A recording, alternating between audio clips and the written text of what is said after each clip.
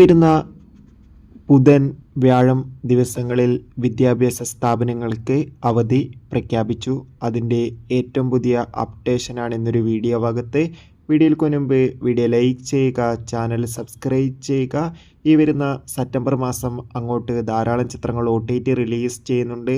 നമ്മുടെ ചാനൽ ഭാഗം പരിശോധിച്ചാൽ നിങ്ങൾക്ക് ആ വീഡിയോയ്ക്ക് കാണാം. അതൊക്കെ ഒന്ന് കാണാൻ വേണ്ടി ശ്രമിക്കുക. നേരെ ഇന്നത്തെ വീഡിയോയിലേക്ക് പോകാം.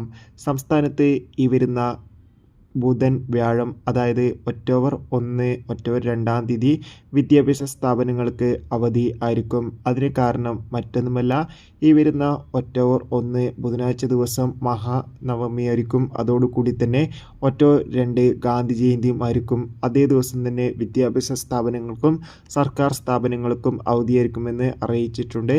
എന്തായാലും കൂടുതൽ അപ്ഡേഷൻ അറിയാൻ വേണ്ടി നമുക്ക് കാത്തിരിക്കാം. അടുത്തൊരു വീഡിയോയിൽ കാണും വരെ ഏവർക്കും ബൈ.